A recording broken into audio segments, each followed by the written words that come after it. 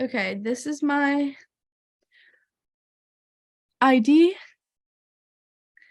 and my note card. Could everybody wave to the audience? Thank you. All right.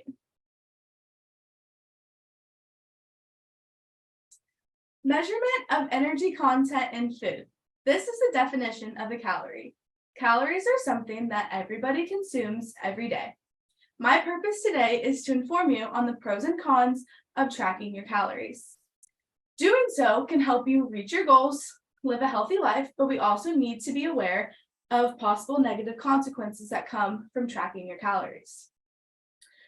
I have done research on what a calorie is, the types of methods to track calories, and the positive and negative outcomes of it. I also have practiced many methods of tracking calories and have my own personal experience that will help me deliver this speech. So I'm going to go over the different methods and why you would choose a method, the pros and the cons of tracking calories. To start, the first way to track your calories is by finding your maintenance level. Your maintenance level is the amount of calories that you can eat in a day to maintain your weight. Now you can go in a surplus or a deficit to either gain or lose weight.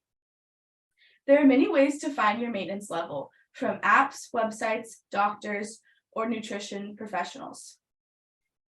I used calculator.net to input my personal information to get my number.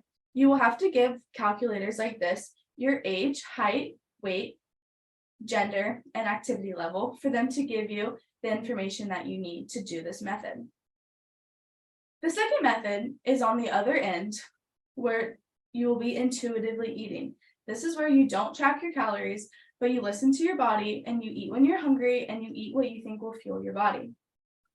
This is a method for people who want to lose anxiety around food, recover from an eating disorder, and have more freedom when it comes to food. You can also find a medium between the two where you don't have to track everything or track nothing at all, but you can combine the two to find what works best for you. The Cleveland Clinic states that proteins, fats, and carbohydrates are the three main nutrients that provide your body with calories.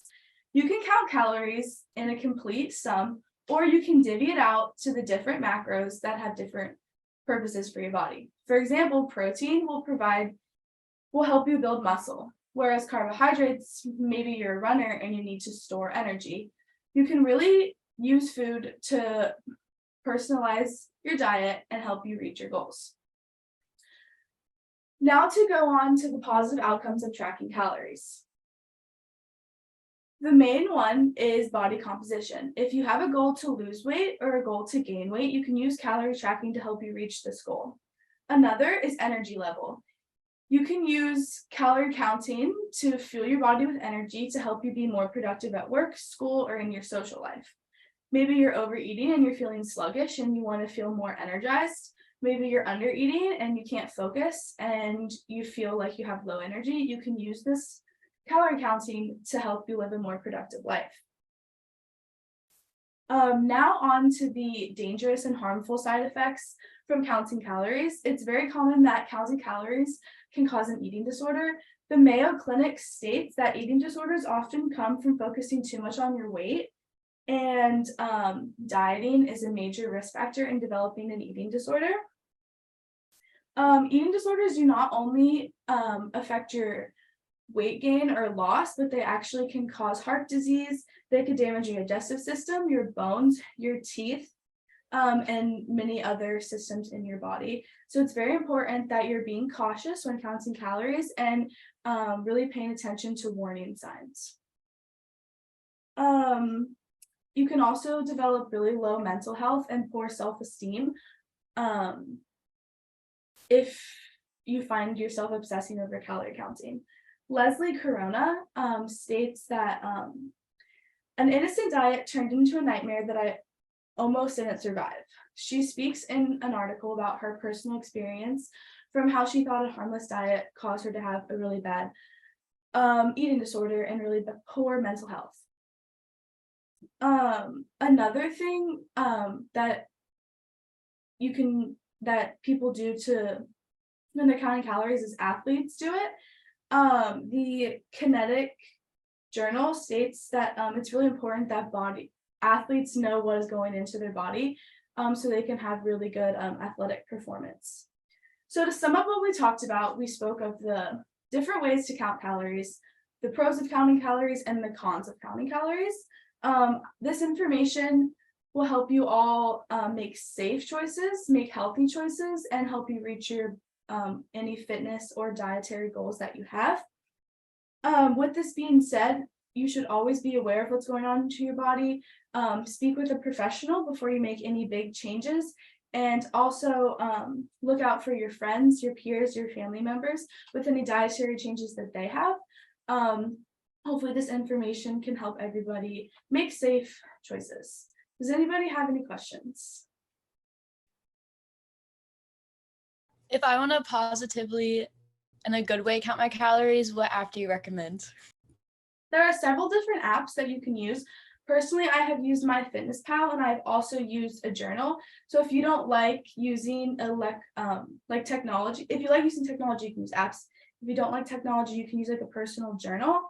But really like trial and error and just finding what like you like best and what works best for you. Any other questions? Yes.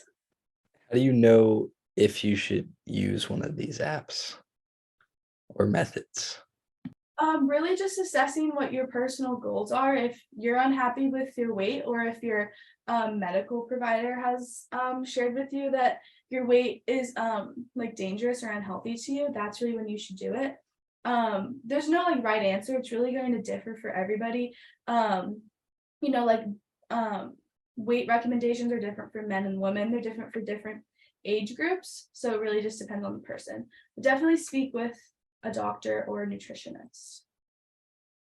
Anything else? Do you personally think that counting your calories is a good and healthy thing to do? Through my personal experience, it has led to more negative outcomes than positive outcomes. But I do think it's going to depend on like a person's mental health history, like genetics. So personally, it has led to the harmful outcomes that I talked about today, but I have heard many friends and family members say that it led to the positive outcomes, but personally it didn't work for me. All right, if no one else has any other questions, thank you all for listening today.